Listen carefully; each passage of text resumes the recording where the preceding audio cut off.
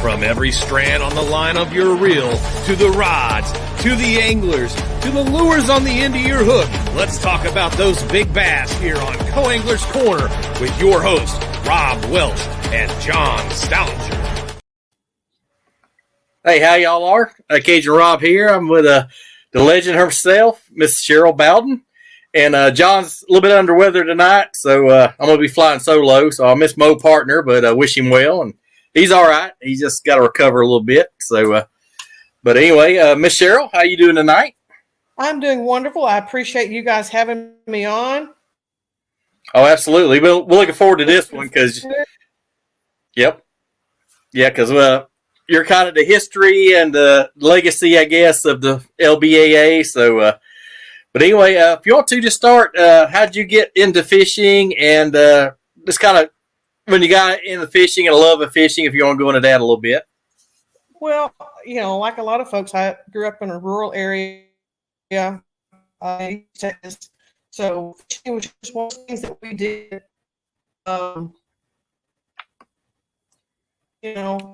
It's just one of the things that we did. I mean, it was you had to learn to entertain yourself. You were expected to. Yep.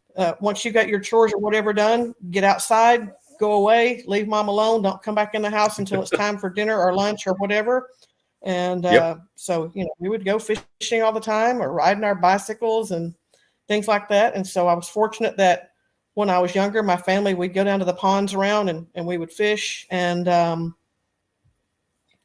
my dad, did not have any clue our financial status whenever I was growing up because, we always watched Mutual of Omaha and all those things where you looked at these people overseas.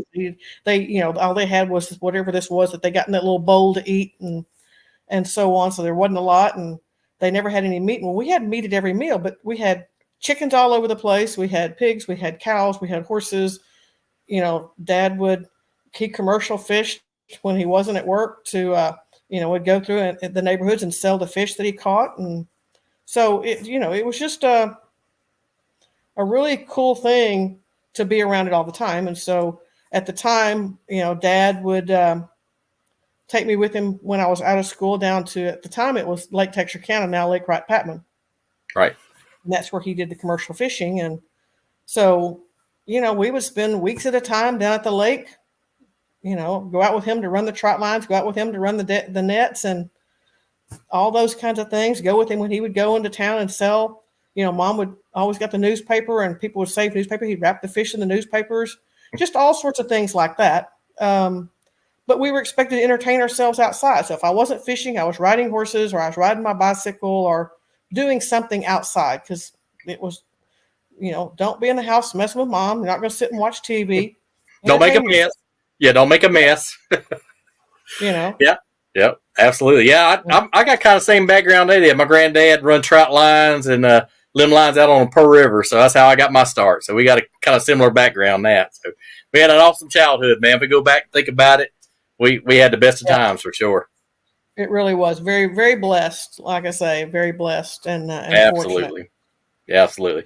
Got a couple of comments already. Mr. Troy Mims said on time. Hey, Troy, thank you, man. Hey, I missed my partner, but we get it done. I got a good co-pilot with me today. And, I hope so.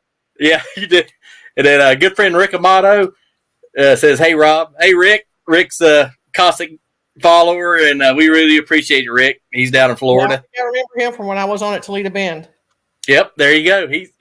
I think he's on more than we are on here. I think if that's possible. But anyway, let's kind of go over. I know you and Secret kind of got together, and just kind of tell you got a story about how y'all got together, got the LBA started. I know a lot of people's interested in that. Well, it was kind of an accident. To be honest, we both fished in the women's bass tour, and I met her when I was a co-angler. Got to fish with her on Lake Dardanelle. Cool. And then just we connected with one another off and on different places. And then when it was time for me to replace my boat, she helped me when she was working at a dealership there in the Paducah area. Helped me get my boat. A couple of years after I got my boat, I moved to the pro side on the women's bass tour. And fished 2 years on that before BASS decided that there wasn't enough interest. And so, we got the letter from BASS, I think on January 4th, said we're not going to have a tour in 2010. And, I was at the trade show at the Dallas Market Hall because that's when we still had all the fishing and trade shows that were everywhere. Right. And people were asking, hey, what are y'all going to do? I'm like, I have no idea. And just by conversation, Secret and I started talking. She goes, well, we need to at least have a goodbye tournament of some sort. So we started talking to one another and trying to organize and plan. And I had my own website at that time. So we started letting people know that we would post stuff on my website. Right. So that we could get it out to people. And decided to have a tournament on Kentucky Lake in May. And we had several organizations and entities coming to us going, hey, we want to be a part of another tour. Would you all interested? So we started just collecting information. Yeah. And so we all showed up in May of 2010 on Kentucky Lake. And that was the historic time when Nashville flooded. Yeah. And, we're out there, but the fishing is phenomenal. You're dropping that beaver otter into that brush that's submerged, and you're jerking out a 5 to 6 pounder almost every time. Fishing was phenomenal, but there was so much trash in the river coming down. You go up river and you see all this jams of stuff, and you just have to go way off to the side to get around it. And they found that there were whole full propane tanks coming down the river. Oh, man. All sorts of stuff, parts of houses, crazy stuff. So, practice was phenomenal. We were all so looking forward to it. And we're at Moore's Resort meeting, and Secret and I are up there, and all of a sudden, my mind just went blank on the lady at Moore's that came in, and she motioned to Secret, come here. So I'm up there talking because we've shared with the ladies. We put together a presentation, and we're sharing with them what the different entities said that they wanted to do a women's tour. Right. And we've shared with them every detail that we could come across from these individuals and these organizations, so that the ladies could make up their mind what they wanted. Right. And ultimately we were like, we just want to go have fun. We want to be able to have this is kind of a goodbye. We didn't get that. And next thing I know, the tournament director slips off with Secret, and it's like, okay. And she comes in and she goes, time out for just a second. Yeah, you're good. And she said, the U.S. Coast Guard, for the first time in history, has just shut down Kentucky Lake. Totally shut it down. So we're like, well, okay. So we put the ladies into groups around the big room there at Moore's and let them mull out and talk about. And we had some folks that had stepped up to some leadership positions. We had, Patty Campbell, Emily Schaeferman, Audra McQueen, a few others that they kind of broke up into groups of, say, 8 or 10 ladies to discuss. And we gave them printouts of what every group said. Right. And let them start discussing the pros and the cons and what they thought, the questions they might have, and that kind of stuff. And we would answer what we could, but because obviously those people weren't there. Right. And in the meantime, we're going, what are we going to do? We can't fish the tournament. And so Deb Warner had a connection through Jetta Marine, I believe it was. And this part of the story I'm not exactly clear on, so I could be butchering it. Ultimately, there was a state senator. Well, he was a senator. Yep. He had I want to say a 50-acre pond on his private property. He let us go and fish our tournament on that 50 acres. Oh, wow. So we go and we put all the boats in. There were probably 12 to 15 boats, 20 boats, because some of the ladies, whenever they heard the lake was shut down, they packed up and they headed back off to wherever. Right. Thinking, tournament. I'm a full-time guide. I've got to go. Audra McQueen was heading back to Colorado because she's a full-time guide there for elk. Funny side note on that is she was the national elk calling champion for like 2 years in a row. Wow. Yeah. So that's how good she was at that. So Anyway, we ended up going over there and fishing the tournament. But before the meeting, going back to the day of the meeting, all the groups, and all of a sudden the people who were leading up all the groups got together and were talking, and Secret and I were up front, and we're like, okay, what questions do you guys have? Yep. And so a spokesman for the group said, we love the information, but why don't you and Secret, you and Cheryl, why don't y'all run a tour? Wow. And we're like, well, okay. You looked at me, I looked at her, I said, well, she goes, well, I'm game if you are. I said, well, I guess I'm game if you are too. So there you go. Yep. There you go. Little did we know what we were getting into. It's been a great run, but it was. No, it has. So a funny story, when we were planning all the stuff for the May tournament, neither one of us, the unlimited plans on phone services didn't exist. Yep. And we were talking constantly. And we both got our cell phone bills. And we had to contact our carriers, and they were gracious enough to put us on different plans so that our $1,000 phone bills wouldn't be coming out of our pocket. I mean, again, remember that at that time, unlimited plans didn't exist. Yep, exactly. We were talking a lot. And Yep. She got her phone bill about the same time I got mine. And we called one another, and she was like, did you get your phone bill? I said, yeah, I just got mine. Did you get yours? She goes, yeah, we have a problem. Yeah. Because both of them were well over $500 a piece. Oof.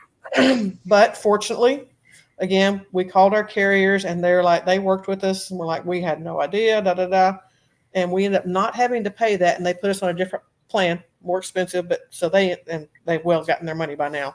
Oh yeah. And so we started planning for an inaugural tournament on Lake Dardanelle in September or October of 2010. And I think we had 30 or so boats at that tournament and had a great turnout. It Cool. Worked out well. At that time, we put out our 2011 schedule.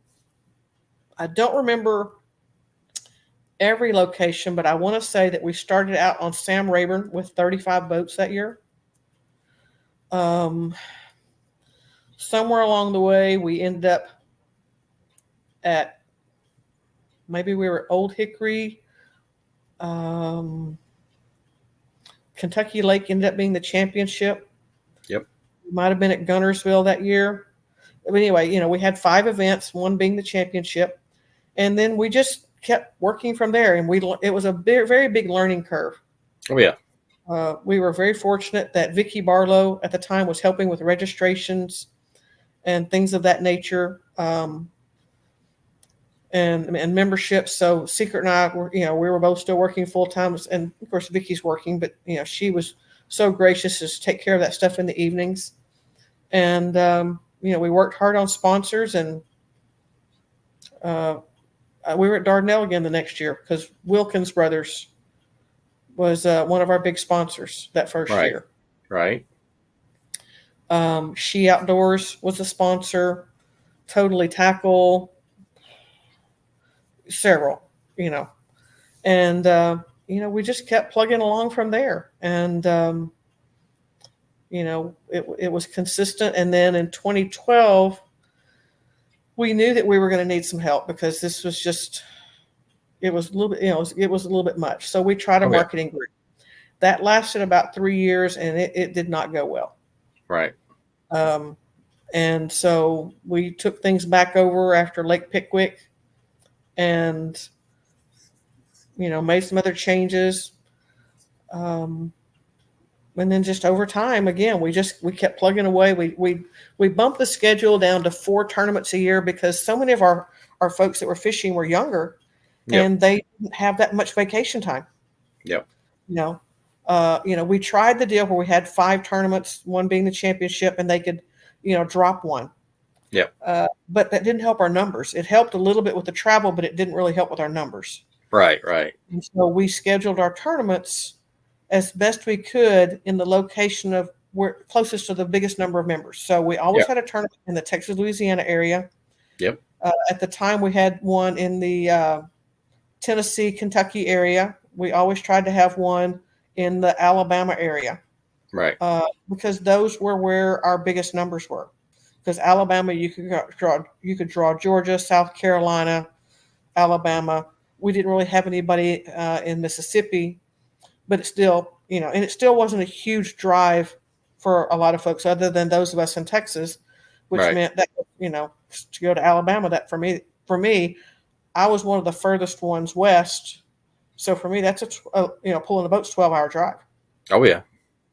And then we try to go up into, at least every other year, we try to get one up in the Carolinas. So we go to North Carolina or South Carolina. Yep. Again, because we had a few folks in that area, and we wanted to try to give everybody a chance to get it. We were relatively consistent with the format of the regular season events. Family travel partners could be in the boat with you during practice. Yep. They were under the same regulations, but when it came to the championship time, anglers only. Yeah. Because we had a cadre of folks who were like, they didn't want anybody in the boat but anglers. We had another cadre of folks who were like, it's my husband or my family's vacation time too. Right. And so, we try to come up with a balance of that. Yep. You can't make everybody happy, and it worked. It was okay. We cut down and started moving our tournaments to be on Thursday and Friday for a lot of different reasons. One was that Saturdays got so busy and so congested, and we had several close calls on Lake Hartwell. Yeah. One tournament. I forget if it was the first morning or the second morning, but we had a rookie boater, but she had an experienced boater in the boat with her, the experienced boater had boat problems, so she couldn't fish as a boater that year. Right. And it was, it was daylight, but it was also a really hot day because it was a July-August tournament. Right. And so they're scooting across the water, and about the time the experienced person saw it, so did the inexperienced co-angler or boater, and she throttled back. And a big striper boat went so close across the bow of her boat that waves came over the front of her boat. Wow. He had zero lights on, flying. Well, there were 4 boats right behind her. And as soon as they saw her shut down, they all shut down and split. Right. That would have been a massive, massive problem. Right. And, again, she was paying attention. She had an experienced boater with her, and they both saw it. And she, instead of, panicking, throttled down. And, it scared them all to death. Oh, yeah. Then whenever I know I was coming back, and you've got the Seneca and 2 or 3 other rivers that come together in this one area. And I'm watching, and there's lots of boat traffic. And this one little boat, it probably shouldn't have had more than 3 people. It had 7 people in the boat. Oh, jeez. And they came out of nowhere from behind another boat. And if I hadn't been paying attention, I would have taken them all out. Yep. And it was like, holy cow, too many people in the boat and a very busy area. It's like, I'm an experienced boater, and I wanted nothing to do with that. Yeah. It just, and so it also allowed our anglers who went to church on Sunday, if we fished on Friday, they could get up Saturday morning, get home, and go and spend the weekend with family. Oh, yeah, definitely. They're going to be taking that time off work anyway. Yep. And then we started having off limits on Saturday before, which would allow folks who worked on Friday to drive in on Saturday, be able to practice Sunday, Monday, Tuesday. Yep. If they wanted to, Wednesday, tournament Thursday, Friday. We'd have our meetings on Wednesday. So we had a lot of things that we did, and we had reasons for them. Because it is an advantage for an angler or a group of anglers if they live in proximity of a lake, that even if it's 3 or 4 hours, or even for me, Toledo Bend, it's still 5 hours away from me. Yep. And, I know it's in Texas, but it's 5 hours away. Right. So I can't just hop up. It's easier for me to go 5 hours and practice versus somebody who's driving like Heather Broom 17 hours. Right. So it also leveled it out by having that week before official practice started off limits, so that everybody was kind of on a more even playing field. Absolutely. Um, so we didn't make rules just because. We tried to have logic and reason for them. Kind of a compromise. Compromise. Yeah. Yeah.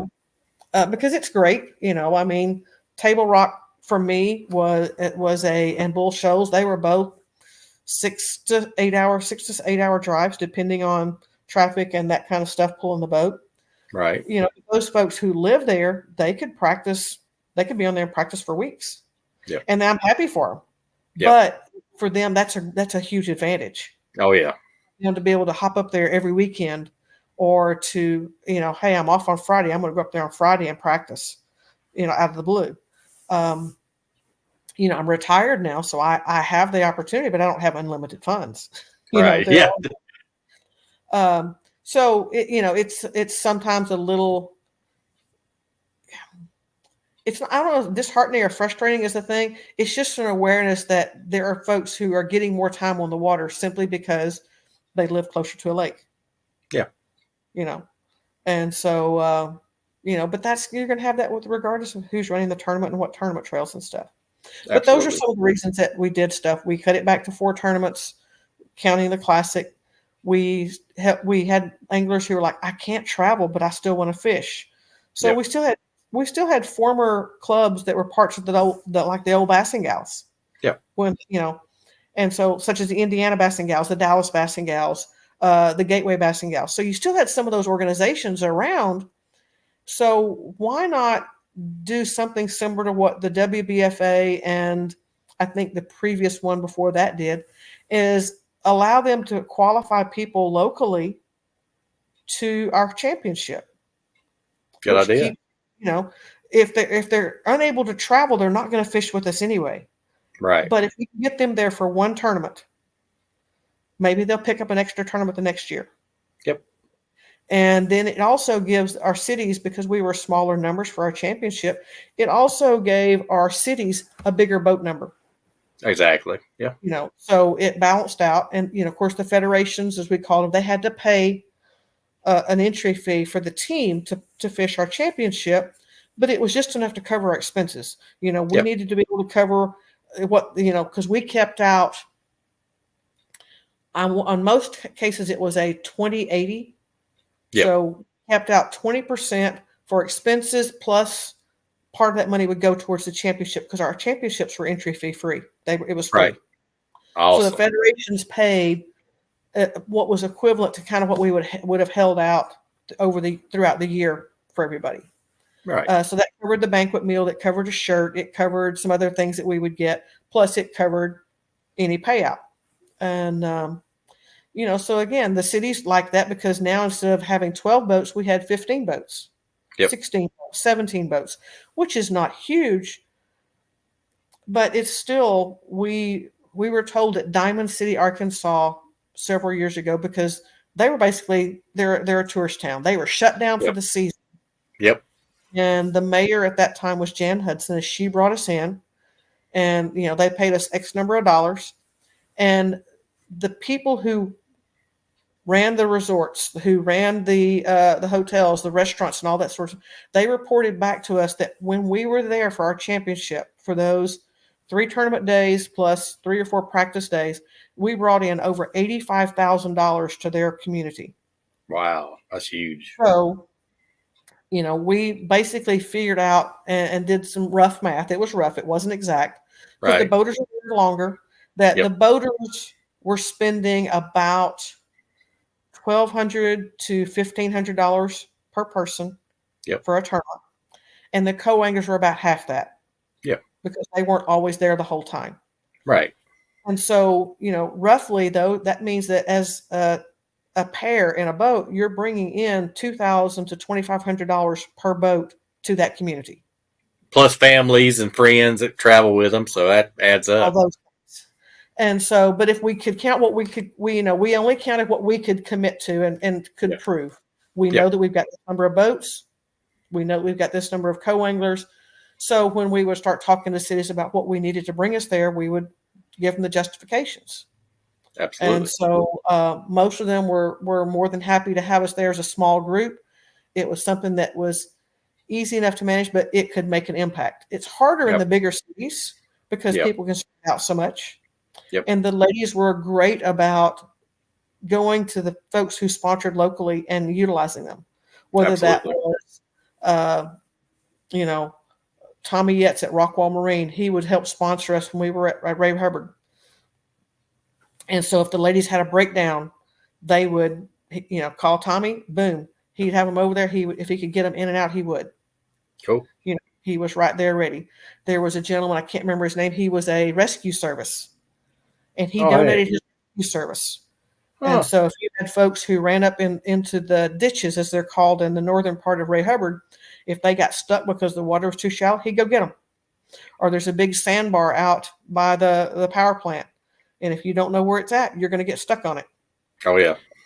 He volunteered his services. And so the ladies would utilize him for, anything they needed. So they were really good about staying at the host location if possible, spending money with the sponsors. Of course, we were right there at Bass Pro. And so, those guys were great. The ladies were going in there for tackle, clothing, whatever.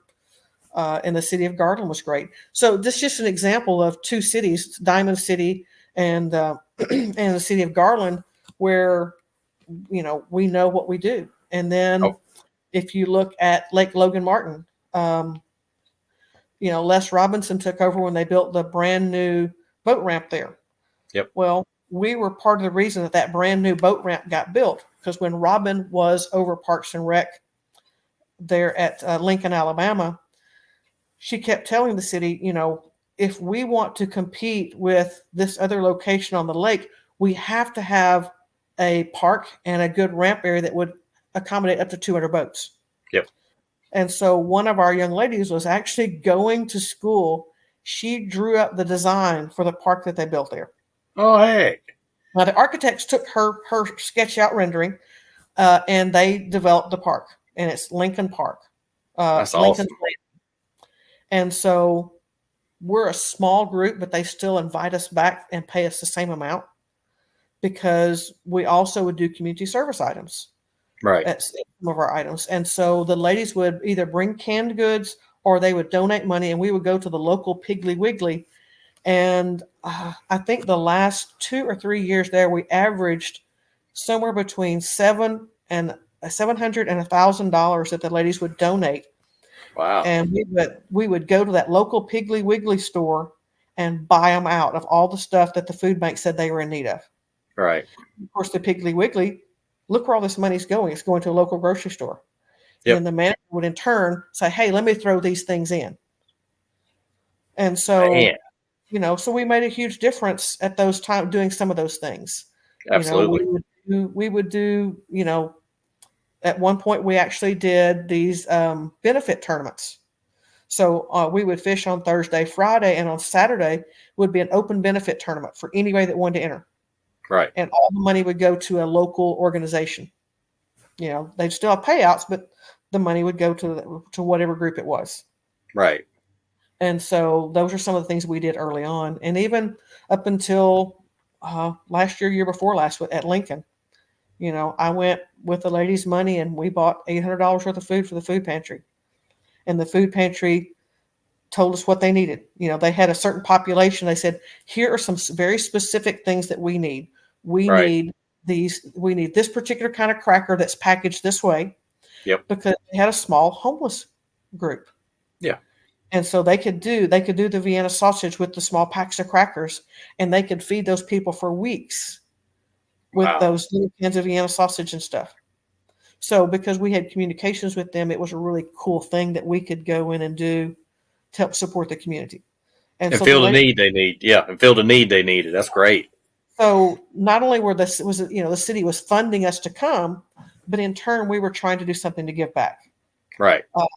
We didn't do it everywhere we went, but where especially where we had connections, we did that. And the ladies are so generous, amazingly generous. Absolutely. But I'm so excited about Travis and Craig and their families taking over this year. They are doing a phenomenal job. Yeah, they are. They put a lot of work, a lot of hard work in. I They know. really are. I love a lot of the changes that they're doing. I'm now able to do some of my own videos. People are like, well, why didn't you do videos before? I don't know when I would have done them. Yeah, exactly. I was doing the website. I was doing the digital magazine. I was doing the registrations. I was doing the memberships. Secret was taking care of sending out all the membership packets. She worked a lot with sponsors, Right. you know, all these things. And so I taught myself how to do the Adobe suite Yep. so I could do our graphic design and stuff. And so I would get all the locals, the sponsors to send me their logos and so forth. And we would put those on the shirts and things. And fortunately for Travis and them this year, they've chosen not to do the shirts and things, but they've chosen to bring Abby in to do all the videos. Yep. And to help with all the live streaming and stuff. So you've got the drone that captures footage as we're taking off and the coming in and all those things. That's awesome. And she does an amazing job. She is. She's good. Travis has brought in these components where we can report our fish catches throughout the day, and people can kind of get an idea of, hey, how's the fishing going? Just to build up the anticipation. Oh, yeah, absolutely. So it's really, really a lot of cool things because Secret and I knew that we had taken it as far as we could. Yeah. It was going to be a rehash of the same things over and over and over because we didn't know what else to do. Right. And so it was either find someone to take over with fresh blood, fresh ideas, or fold it up. Yep. And those were the two choices that we had. Yep. And I can remember, I don't remember the exact date or whatever. I know it was well before our championship last year. Might have been early in the year. And she goes, Cheryl, we need to talk. And I said, yes, we do. She goes, well, what do you think? I said, I'm on board. And she goes, you didn't even let me finish my sentence. I said, I didn't have to. We're both tired. We're both done. Yeah. If you're done, I'm done. I'm good. And of course, we told the ladies at the very beginning of last year, and it caught them all off guard. Yeah. And there were folks that were very upset. They weren't upset with us. They were just heartbroken because it's a family. Oh, yeah. We've made friends throughout the years, and you've got a small cadre that have been here since the beginning. Yep. And it's a family. Like any family, not everybody gets along. Yep. But I can promise you that if I needed something, I could call any of the ladies, and they would do it. Absolutely. And so forth. And the same here. I can remember going back to Logan Martin. I don't know why I wasn't on the water this day for some reason, and I don't know why. I don't know what it was. And I got a call from Pam Ridgell and Cindy Adler and said, hey, we need help. We've got a hook buried in Cindy's side. Right here, right below her ribs. And we've tried, we cannot get it out. Ooh. So I met him at the boat ramp there at Carib, and it was a whopper plopper. And they had buried the treble hooks in her side. Ooh. And they had gotten to the point where it was numb. Yeah. And so, we got everything set, and I pulled out my pair of pliers, and they're like, you're not going to use a string or a rope or anything like that? And I'm like, those things slip, and I end up hurting people. Yeah. And so, I got the pliers there, and I was looking at Cindy. I said, are you ready? And she goes, it's numb now. And if you take with the pliers and you roll your wrist like this, yep. It automatically pushes down and it pulls out. And that's a natural position for us as humans. It's a natural thing, that or backhanded, either one. Yep. And it popped out, and they were like, it didn't even bleed. You've done that before, I gather. And we went when we were at Truman a couple of years ago. It might have been COVID year. There was this really, really big tournament going on the first day of practice for us. I bet there were well over 100 boats, and Truman was only 6 inches above its lowest level in history. But the wind was howling that day, and these guys were in a pocket, and we're idling by, and one guy has one arm and he's waving. The other guy's got both arms. He's waving. Can you help? Can you help? And he had buried a crankbait in his partner's arm, two hooks. Yep. And they were not able to get it out. And, again, I cut the split ring, got it to where it was just down the hook, and popped it out. And he was like, I have never seen anybody do it so fast. Yep. Just once you've done it a couple of times, you get the deal. And it was buried. You could not. It was all the way up to the bend. Oof. And they were like, we don't want to have to go to the hospital. It's too long a drive. And just, because when you press down and you yank, it works. And my hands don't slip on the pliers. They do. If I use the string or the line, it slips. I just can't. Oh yeah. It's funny. Cindy. Time. Yeah. Cindy Adler Jackson says, Riggle was afraid she was going to hurt me. Must be, yep. Yeah. And so, but it was just, it's just something I've learned how to do, and it's come in handy. I actually have had to do it to my dog and to myself. Dang. And I took her fishing with me, and I was turning to put my crankbait down, and she reached up and nipped it, and it got her right here in the lip and went all the way through. No. All the way through. And I've got my trolling motor. I'm getting ready to roll up on the rocks. So I've grabbed the dog so she can't paw at and I've put my crankbait cover over the crankbait. I'm on my knees running the trolling motor to get it out where I can spot lock it to get me off the rocks. I clip the barb off and I'm backing it out, and she shakes her head and it sends it all the way through my hand. Oh. So I get it out of her and into me. And so I'm like, well, I have two choices.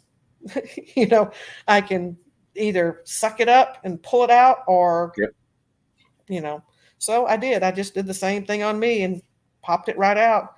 Problem is, I can't surprise myself. Yeah, I know. Yeah, you can't do one. You can't do 1, 2, and then jerk it. Yeah.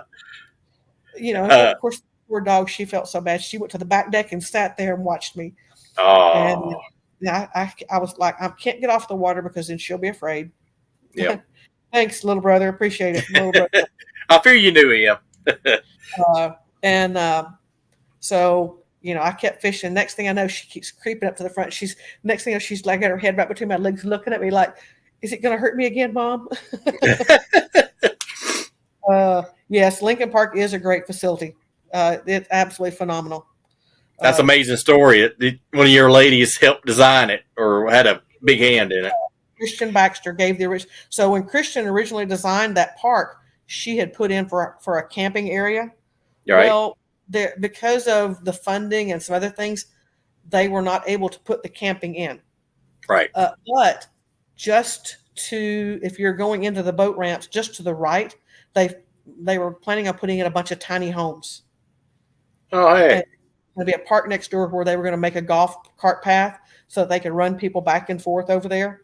Right. It's just a phenomenal facility. And it's right on the river, so they can run it all year long. Hey, Die Hard, how are you? That's my buddy, Jared. Yeah, that's my buddy, Jared. Hey, Jared, how's it going? So, some great places to go and visit. And then, of course, we just got through with Bull Shoals earlier this year. And right. I will tell you, if you ever need to go someplace to get away that's quiet, that's absolutely gorgeous, you need to go to Anchor Point Resort. They're in Peel, Arkansas. You see deer all over the place. It's quiet. Wow. The water is just crystal clear. Derek at Highway 125 does a great job with the marina, but Jennifer and them, it's amazing what they do at the cabins and things. They have a phenomenal restaurant. It's only closed on Wednesdays. But they would open up and they would fix breakfast for us in the mornings. Oh, wow. Went the extra mile. Yeah, went the extra mile for you. Or they would take an order for us and cook it the night before so we could put it in the microwaves. Hey. It's just, they had great food, great family, phenomenal place. They're remodeling and they're expanding. So if you really want to go, and hey, there's my little sister. There may be several of us watching. Maybe. And so, that's kind of, where we're at now is that you've got Travis and Craig that are running the tour and doing a great job. trying to bring in some new blood and keep things going and get it to expand. And so combining that with what Travis does with the World Fishing Tour, Yep. Really is a pretty cool aspect. They run like a poker tournament. You got 5 or 6 qualifying days. You can pay an entry fee any one or all those days. And if you're in the top 25% on any of those days, you automatically qualify for the championship day, and you're guaranteed a check. Man, can't beat that. So it really is does. I got to fish one on Bull Shoals with Cindy Adler. It was an absolute blast. Cool. If I could have gotten 2 of the fish that I lost to the boat, I don't know that we would have qualified, but it'd been pretty close. Because Exactly. we already had one that won it, a young lady who won it, and so her day, so she qualified for one of the last tournaments. So it was pretty cool to get to go do that. That team fishing concept was good. Can't beat that. V. O'Neill's there from Alabama. She goes, the tiny homes are beautiful, and she loves Lincoln Landing. It's great. Oh yeah, absolutely. So, it's again, we're getting off on all these little side conversations, but it's just it is a family that that's all that came from. Is that even not just the ladies, but the venues that we go to. I mean, I've got these people in my cell phone. I can pick up the phone and call any of them, and they'll know who I am, and I know who they are. It's not like I'm cold somebody, and they welcome us with open arms. Man, that's great. So, we shared all that stuff with Travis and Craig, and they're utilizing some of those. They're also utilizing their connections to do stuff, and I'm excited that we've got Gunnersville coming up here, end of June. The grass should be up and matted by then. I'm hoping that fight is on fire. Yeah, I love Gunnersville. Yeah, so we're going out of a little different area. We're going out of Goose Pond Resort. Yep. It's going to be the host spot this time, and so that's a little bit more, I guess you say, downriver than where a little bit. But they got a great little bait shop and a little restaurant right there at the launch. Great folks there. I've fished several Toyotas there. Great folks. And so, I see it scrolling across the bottom now. And then, of course, I've never been to the Grand Lake of the Cherokees. So I'm excited about getting to go fish that in October. I was fortunate that when I won Toledo Bend, I could just go fish the Classic if I didn't want to do anything else. But right now, I'm 39 points behind Linda Gesner, and she's in first place for Angler of the Year, and I'm in second. You're right there. I've got Robbie 1 point behind me in third. Robbie Hartline. So, anybody's game. I can't remember who's behind those folks, but I just know what I have to do, this next tournament and so forth. And Linda's a great competitor. Oh, absolutely. She's a great competitor. She's a great angler. She may give off this very New Yorker, vibe, but I promise she would give you the shirt off her back, if you needed it. Now, come tournament day on the water, she's going to kick your butt all over the place if she can. She would do anything. Matter of fact, I had an eyelet that was off of one of my rods at Table Rock, and she took it. She took my rod on, I think it was Wednesday midday, or maybe it was Wednesday morning, and she put a new eyelet on it, put it on the turner, and had it ready for me to I could spool it up that night and be ready to use it the next day. Man, can't beat that. So all she charges is just whatever the materials cost her. So there are some really great competitors. Absolutely. Absolutely. And like I say, I see y'all, like, somebody has a boat problem, y'all help out any way you can. It's just amazing how everybody helps everybody there. Yeah. I was fortunate that with the boat issues that I had at Table Rock, that we were short of co-anglers. So I was able to, for one tournament in the rules, I can fish as a co-angler and have my points still count towards the boater side. That's awesome. That's a good idea. So it was really designed more for the co-anglers, but it can go both ways. It was designed so that if a co-angler, let's say well, her local lake is Bull Shoals. Right. She's actually fished 2 tournaments as a boater. So, but if she, our Cassie Hall, Cassie Hall's a great example. Logan Martin is her home lake, but Cassie's like, I just can't, I can't get the time off. I can't dedicate all the things that I need to be able to go out and practice to be a boater, but she can do it on her home lake. So we don't want to penalize her for fishing as a boater and lose points on the co-angler side. So for that one tournament, she can fish as a boater, but her points still count towards the co-angler side. Makes sense. Same counts for me as a boater, one tournament. So I got to fish as a co-angler. So I didn't end up getting knocked out of the tournament. Right. And my points counted on the boater side. That's an awesome concept right there. Yeah. Yeah. And I think it's amazing too. You got some great rookies coming up, like the young Carly Joe. I mean, those ladies went from the first tournament to now. They've made a huge leap. They have. And I want to compliment Lynette Fitz. Lynette travels with me.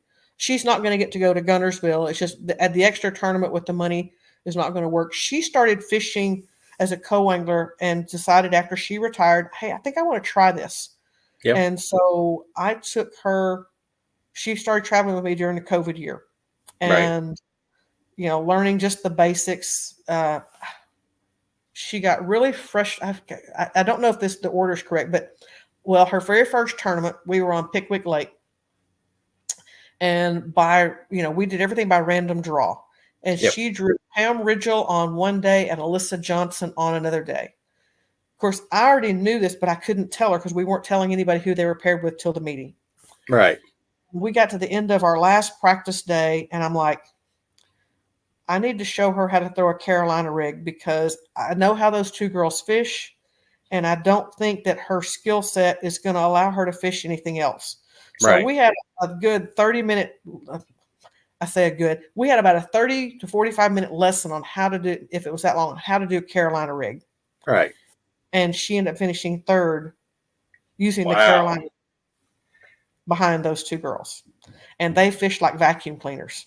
Yep. And so I'm like, but she did great. And so that's awesome. And so I was noticing the other day at Table Rock during practice, because you have to cast forward at Table Rock because you have to be so, for me, the way I was fishing, I had to be close to the shore. And she wasn't going to have an angle if she didn't cast forward. Yep. And she's putting her baits in spots. She's getting good long casts. She's got control. She has just come such a long way in just 3 years. And she got a great compliment from Jan Hudson. She drew Jan Hudson on day 1. And I hope I don't butcher this compliment. But, Jan's fishing long. And all of a sudden, next thing you know, Lynette's got 3 fish in the boat. And, Jan's like, wow, this girl can fish. Because Jan, I don't either had 1 or didn't have any fish in the boat yet. Wow. And so, and her comment was, she is quite the little angler. And going back to the family part of this, there's several things that go along. Lynette's doing great. But Alyssa Johnson fishes a co-angler out of the back of the boat behind Pam Ridgell. Pam was her mentor. And now, they're both, neither one's getting to fish with us this year because of work and family and jobs and those kinds of things. Oh, yeah. But here you go. Alyssa has fished behind Pam for so long. And then she turns around, and I think it was 2019, she won the Lady Bass Classic. Wow. Yeah. So that's an amazing story. And so you got folks that we want to try to bring up and move up. And that's a story right there of how that can happen. Absolutely. That's improvement in her skills and her confidence level. And it's got to be frustrating at times fishing behind me in practice because I describe some of the ladies as vacuum cleaners, but I'm catching fish up there and it's like there's not a whole lot left to fish sometimes. Right. And then sometimes I have those really off days where I'm in practice and we struggle and we only get a couple of bites all day long. Yep. And so I know it's got to be frustrating to go through and spend all that time on the water and just get a few bites, but then turn around and get the compliment from someone like Jan about, she's quite the little angler and did so well. Had 3 really nice fish and was able to, I believe, cull that day. Yeah, that's great. You know, That's hard to do. I love being a co-angler like I am. It's a lot mental game. Like your boater's whacking them, you say, "I'm not competing against him. I got my own fish." So you got to keep that kind of in your mind. That's a challenge. Yeah, it is. It is. It's tougher than people think. So, and that again, I know that's not really on the deal of the history of the tour, right? But it goes with what we want to do. And so with Carly Joe, you brought her up and so forth. The biggest thing about the tour is that so many people just don't know that we exist. Yeah. And with all the things that are going on, you've got Cindy Adler, who is putting out a lot of video, great content. I'm trying to put out more and more. There's a couple of other folks that I believe are trying to put out more videos. Yep. And of course, with what Travis and them are doing with Abby, doing all the videos of the weigh-ins, the live streaming, the leaderboards throughout the day, just people hearing that the tour exists is going to help it to grow. And I've noticed in the BFLs this year, I guess there's a lot of the high school, college ladies. I see a lot more ladies in the BFLs this year as co-anglers. Right. Exactly. And the biggest thing that people are like, well, why let's see, does the ladies tour co-anglers have they have a 3 fish limit, Troy. And part of the reason that we did that is because, the boater works their tail end off to try to find fish. Yep. And they're going to go back to those same areas probably 2 days, maybe sometimes 3 days in a row. Well, if the co-angler is pulling 5 fish out, I'm running out of space. I'm running out of places to fish. Yep. And so we limit theirs. It also makes it a little bit harder for the co-anglers to be able to take off and just run away with it. Yeah. They have to be very consistent, and it's the luck of the draw. Oh, yeah. There was nothing wrong with what happened with Jen Nolan with me on day 1 at Table Rock. We were there. We could see fish. We weren't fishing slow enough. That's what it boiled down to. It happens. And she's a new boater. She's getting her new boats being outfitted there in Granbury, Texas. And so when she comes up to get it, we're going to go out on the water and do some stuff. So yeah, Troy, I agree. As a co-angler, liking that in the opens. Yeah. And so I've told her, I said, she goes, I need help with learning the electronics. And she goes, I can watch videos and people can tell me, but it doesn't help me. I need to be able to do it. Yeah, that's me. I got to have hands on. Yeah. She picks up her boat. We're going to go up to Lake Ray Roberts, if weather permits, and run her through the mill and let her get used to it. And, the hardest part for a first year or even sometimes a second year boater is, now all the decisions are yours. Oh, yeah. Not only are you learning to run the boat in all these different conditions and so forth, and it's a challenge. We as boaters forget what it took for us to get there. Absolutely. And decisions, leave an area, stay, that's a $1 million question, Well, and also just how to handle the boat in a variety of conditions, because exactly. most of us on a fun day of fishing don't go out when there are 3-foot swells. No. And so, but you get to a tournament and you don't have a choice. Yep. And sometimes sometimes that tournament is the learning process for that boater on how to handle their boat. And, it can be, I'm sure it can be unnerving. I know that in the WBT, I had a couple of boaters that it was like, I'm glad I have my life jacket on, but I wish I had seatbelts. Yeah. Yeah, I've been there. There were some little bit of jitters, and I know that I probably scared some folks my first couple of years as a boater. I can see the lady's face. I cannot think of her name. Donna Newberry. We were on my first or second year as a boater. We were on Old Hickory Lake in Nashville, Tennessee. Yep. And they've got these big cruiser boats up there. Oh yeah, big time. Oh yeah. Met this boat, and I'm like, all of a sudden I realized I forgot about the waves because the boat had passed for so long ago. Right. Anna's over there. She's relaxed.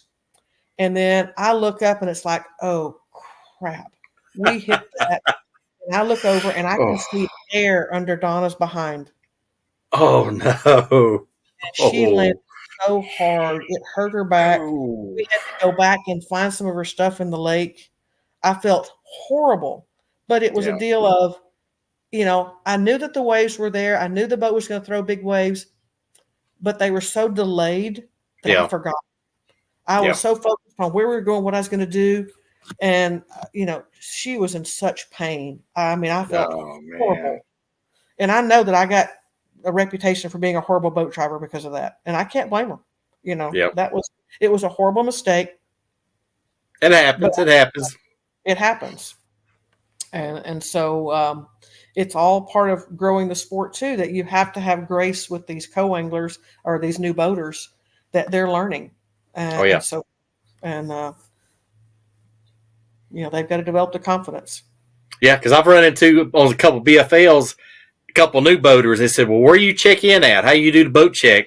And I've been in so many BFLs, I had to kind of run them through, but it was good after that. Run through once. Oh, okay, this makes sense. So yeah, it's part of it.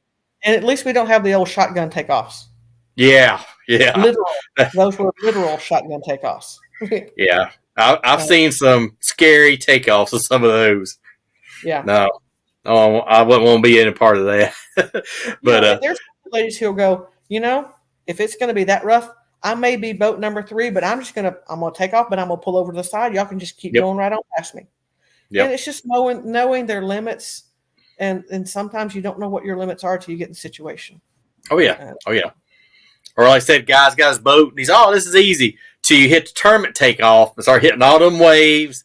And you come back in the afternoon, like I said, all the cruisers and the ski boats and all that. Well, just waves going everywhere. Because we typically only fish on Thursday, Fridays. That helps with that. Because, the weekend is the busiest time. Oh, yeah. Bass anglers out there. And then you have all the pleasure boaters and the jet skiers and things. So it reduces some of that stress for those new boaters and for us boaters. And now I'm not competing with 5 people for the spot that I've been working on for a week. Yeah, that's we're true. All basically, let's just tie our boats together because we're all fishing the same spot. Or you got 2 high school tournaments going on at the same time. I've seen that happen too. So yeah, and we ran into something like that at Table Rock. First day of practice, there was a high school tournament. And we got mixed answers on it, but one said 175 boats, one said 300 boats for 2 days. And it's like either way, there's lots of boats. It was just it was a trail everywhere you went around the lake. Oh yeah, absolutely. So as far as where the tour is going, I think it's headed for some great things. Absolutely. And I can't compliment Secret York enough for the patience that she had with me, because I know that there are times that I was very short with people. Yep. They would pick times to ask questions that, it's stressful enough to try to get everything organized. And it's not that I didn't want people questioning what we were doing, but it was the timing of it. Oh, yeah, absolutely. When you were asking that, by the time they asked for it, it's like, this has already been done. I try to get as much done as I could before the tournament. And I find myself now that I'm not fishing or I'm not running it, that I still have to have a lot of patience and so forth. And poor Lynette, sometimes, I don't have the patience that I should, and so forth, because she's still learning. And then, she's there to have fun, and I need to remember that's what it's all about, is having fun. Absolutely. Well, since my buddy John ain't here, I'm going to ask the most difficult question of the whole night. What is your favorite homemade cookie? Snickerdoodle. He'll love that. That. There's no doubt. That's hands down. Yep. That's right. Yep. But this is the time usually we'll let you kind of promote your sponsors or causes you're kind of part of. So this is your time to share whatever you'd like. Well, I'm very blessed that I'm sponsored primarily by Cabela's and Bass Pro Shops. Kathy at the Cabela's and so forth, and the guys here, the folks at the Cabela's in Fort Worth, they do a great job. They help me out with all sorts of things. As a matter of fact, because my trolling motor's still down, they've got my boat in to get the service done. So it should be ready for me by the end of the week to have that, that annual service done on that. Sweet. Pantone lures, Gambler lures. I love my Costa sunglasses. I don't have them on. I can see them right over there on the counter right now. But I love my Costas. East Penn Deca batteries. Save Face. Let's see here. Who am I forgetting? Revital Outdoors. Yep. And then I'm on the board of an organization that's called 4-2 Forever Kids Fish. And, we have a National Day of Giving coming up pretty soon. And it would be phenomenal if you guys were to get out there and you were to help Albert. He goes all over the country and does free kid fishes. Wow. The cities help him out, and he provides every kid who fishes gets a shirt, they get a rod and a reel, and a basic startup kit for fishing. Awesome. And it's all part of a nonprofit organization, and so I know that he's desperately trying to. It's hard. He's doing this. He's been working it for several years, but Albert does a great job. It's all under I believe the heading of Pond Hopper Nation, but it's the fishing part of it is now called 4-2 Forever, because we want to teach kids to fish as early as possible, as early as 4 years old, if not earlier, and so that they can fish forever, because it's something that you can do, a lifetime thing. And so Albert does a great job with that. And so if you are someone with the National Day of Giving coming up, I believe, when is that coming up?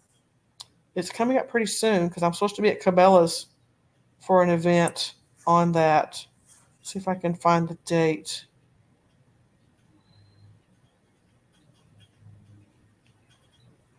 June 6th. June 6th. All right. June 6th. So that's the National Donation Day, I believe is what it's called. Okay. And so I'm going to be at Cabela's out there for a promo on that, for some promo photos and things. But consider that 4-2 Forever with the kid fishing, so that he can get all these, get as many people and all these kiddos. I mean, it's great because you see families show up and you see parents. They don't even know the parts of a rod and reel or anything else, but they're there with the kids. We show them how to do it so that they can be there with their kids. We help them with taking the fish off the hook if they need to, talking to them about how they can do stuff. If you don't want to touch it, use a towel. Yep. You don't have to touch it. Grab it with a towel. Use a pair of pliers. You can't necessarily put the worm on the hook that way, but as far as touching the fish and getting the hook out of it, you don't have to touch the fish if you don't want to. There are lots of ways to do it. Absolutely. And it's really cool to see these families bond and to go, we really get to take this. I mean, he had to reschedule the one in Garland that he was doing, and I think there were 200 kids registered. Wow. And so he takes donation money. He goes and he buys the rods and reels from different Walmarts and things in places like that. I think you may have a place to order them now online. And then the kids get to walk away with a free rod and reel and tackle. It's a great cause. And it makes a memory to last a lifetime on top of that. It does. And so encourage you guys to do that. And then, like I say, if you're out there and you're looking to sponsor somebody, look at the Lady Bass Anglers Association. Absolutely. It's a great organization. It's a great place to be and to put your money. Absolutely. And it's growing. It's growing day by day. Every tournament y'all growing, I can see it. So, but look for that cause on National Day of Giving, guys. That's a special cause for sure. That's something we need to focus on, because we got a bunch of young ones growing up that love to get a chance to go fishing and get some fishing stuff. So perfect cause. Nonprofit, it's a tax write-off. Exactly. There you go. That's even twice better, as my uncle would say. Twice better. But well, Miss Cheryl, I'm happy, and I'm just honored to have you on the show tonight and kind of go over kind of the history and kind of the backstory of the LBAA. And I'm like you, I'm looking forward to seeing where it goes and how much higher Travis and the boys takes it. It's really doing good. And thank you guys for the opportunity. I know we're kind of over your 1 hour that you talked. I tend to be able to ramble and talk a lot. So no, it's all good. It was a pleasure, and hope you win your never turn. Maybe you win Gunnersville, and I can interview you live on the weigh-in stage. That'd be pretty special. That would be awesome. So, but look forward to meeting in person and so forth. I'm looking forward. Terry Bowden is sending me some special little weedless shaky heads and weedless bladed jigs. I'm looking forward to trying those out and so forth, seeing what we can do with them. Absolutely. Well, best of luck, and appreciate you having us on, and hopefully I see you in the winner's circle here next couple tournaments. I'm going to give it my best shot. Thank you very much, Rob. Y'all take care. All right. Thank you. All right. See you. All right. And, guys, that was Miss Cheryl Bowden. I said I don't think she had time to say it, but she was a two-time LBAA Classic winner, 2012 and 2016. Of course, she was the co-founder of LBAA. And like I said, June 20 and 21st, the ladies will be at Guntersville. They will have a live feed for the weigh-in, so please tune in. And as always, you guys rock.